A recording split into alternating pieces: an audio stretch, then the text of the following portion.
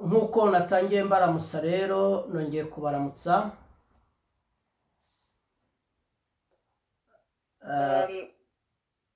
Comme j'ai commencé par vous saluer, je vous salue encore une fois. Abashyitsi mwese mwaba muri iri teraniro, Imana ibahe umugisha. À tous les visiteurs qui sont venus se rejoindre à nous, que Dieu vous bénisse. Murahawe ikaze. Vous soyez le bienvenu. Kandi umuntu wese icyo arimo yifuza ku Mana, Imana ikimukorere. Et chaque personne qui a une besoin personnelle, une besoin envers Dieu, que Dieu réalise ses besoins. Uyu musozi turiho w'amasengesho, cette montagne de prière où on se trouve, ndazi neza ko Imana igiye kukwishyura. je sais très bien que Dieu va te répondre. Turi mu ijambo rivuga guhabwa umugabane. On est dans la parole qui dit recevoir ta partie,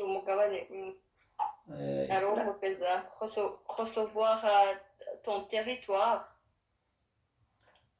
Kandi Imana igiye kubikora. Et Amen. Dieu va le faire. Amen. Kuko Imana yahaye uwo mugisha Kalebu.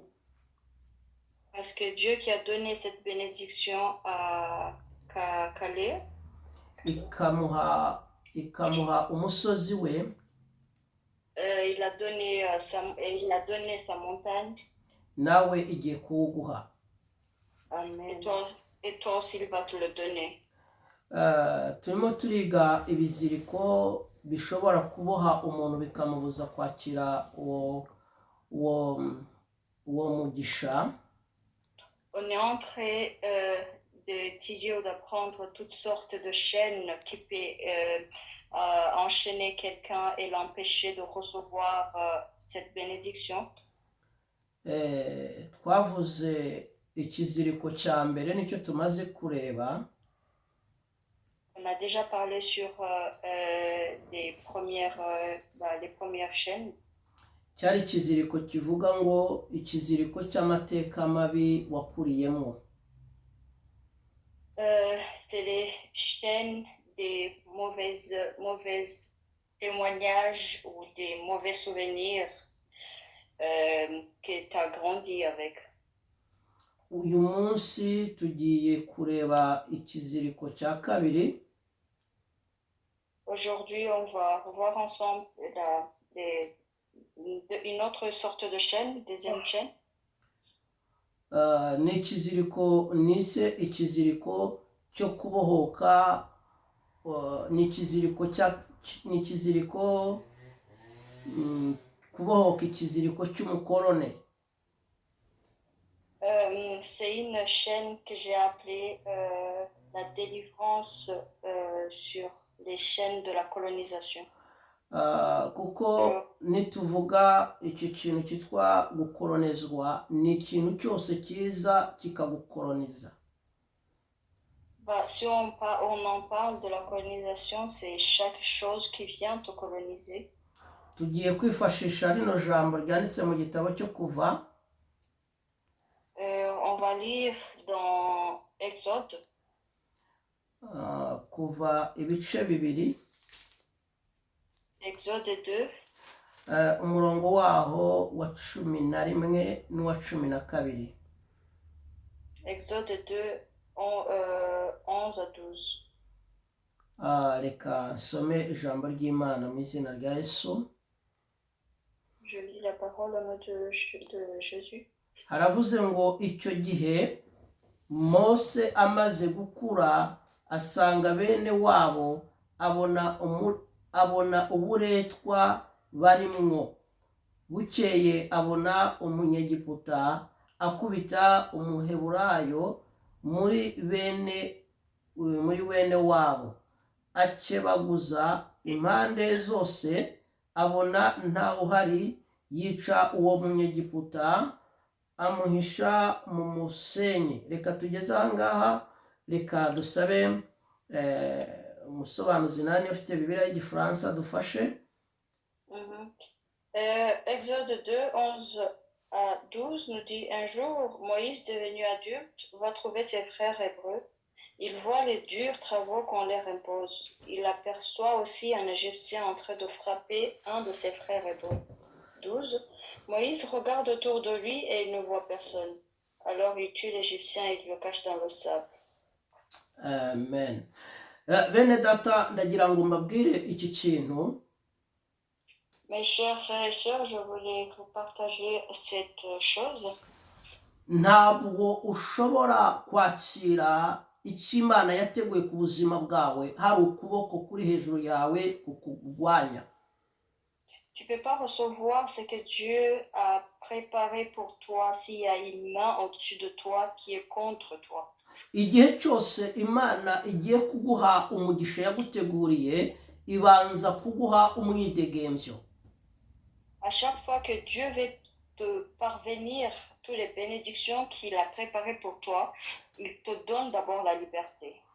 Iyo umaze kwakira umwidegemvyo, et quand tu reçois la liberté,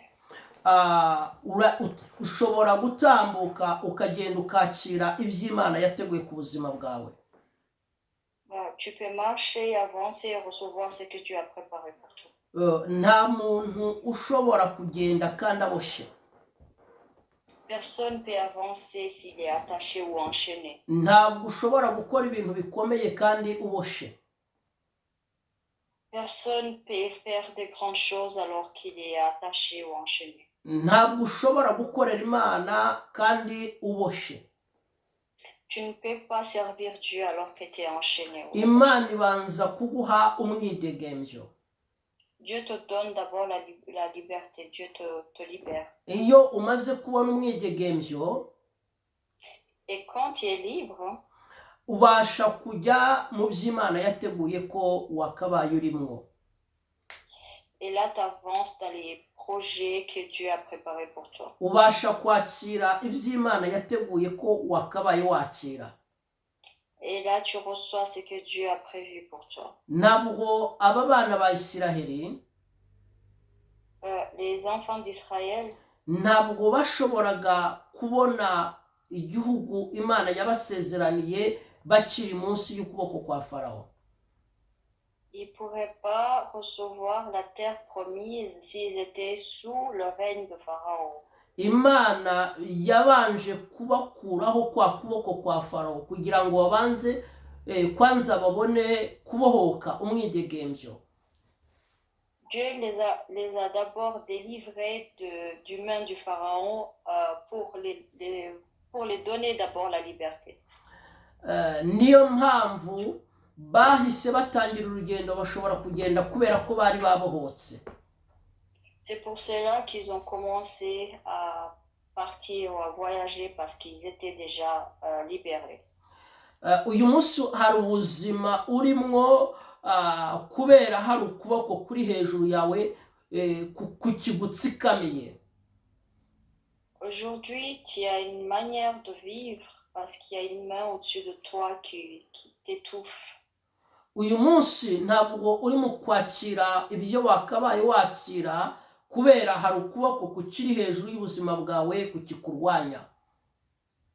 Aujourd'hui, tu peux pas recevoir ce que tu devais recevoir parce qu'il y a une main au-dessus de toi qui est contre toi.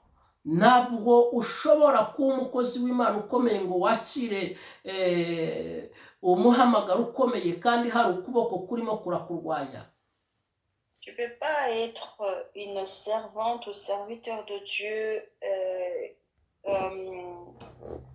si tu as une main qui est contre toi. Imana niyo mpamvu igiye kukubohoraho uyu mugozi wo gukoronezwa. Et pour cela, Dieu va te délivrer ces chaînes de la colonisation. Iki kiziriko nicyo cyari kiboshye abana ba Isiraheli. C'est ces chaînes qui ont enchaîné les enfants d'Israël. Kandi iyo icyo kiziriko kikuriho, et quand ces chaînes sont attachées, ntabwo ushobora kwiyumvira ko ushobora kuzabohoka.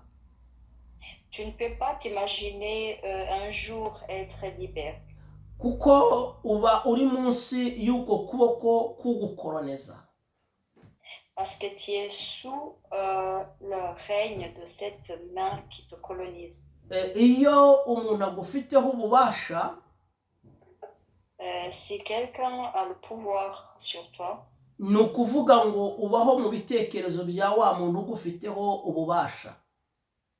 ça veut dire que tu vis sous l'emprise de cette personne qui a le pouvoir sur toi. urya ufungura kubera wa muntu ugufiteho ububasha. Tu te nourris grâce à la personne qui a le pouvoir sur toi. Uba mu kibanza cya wa muntu ugufiteho ububasha. Tu vis sur la place de la personne qui a le pouvoir sur toi. Ntushobora gukora ibyo wa muntu ugufiteho ububasha adashaka. Tu ne peux pas faire ce que la personne qui te dirige ou qui a le pouvoir sur toi ne veut pas que tu fasses. Ntabwo ushobora kujya aho wa muntu ugufiteho ububasha adashaka. Tu ne peux pas aller là où la personne qui a le pouvoir sur toi ne veut pas que tu ailles. Ntabwo ushobora gukora ibintu wa muntu ugufiteho ububasha adashaka. Tu peux pas faire ce que la personne qui a le pouvoir sur toi ne veut pas que tu fasses. Iyo tuvuga kubohoka, quand on parle de la liberté, tuvuga kubohoka kugira ngo uve mu kuboko kose kwakubujije kwinjira mu mugambi w'Imana kose kugukurweho. Quand on parle de la délivrance, on parle de toutes sortes de délivrance, d'être délivré de toutes choses qui n'est pas la main de Dieu sur ta vie. Njyewe nigeze kuba munsi y'ukuboko k'umuntu. Moi, j'ai été une fois sous l'emprise de la main de quelqu'un ou du pouvoir de quelqu'un. Ariko uwo muntu amakondisiyo. Mais cette personne m'avait donné des conditions. Nabagaho yamaga amafaranga yo kwishyura inzu ariko amakondisiyo. Il me donnait l'argent pour payer mon loyer, mais il me donnait aussi des conditions.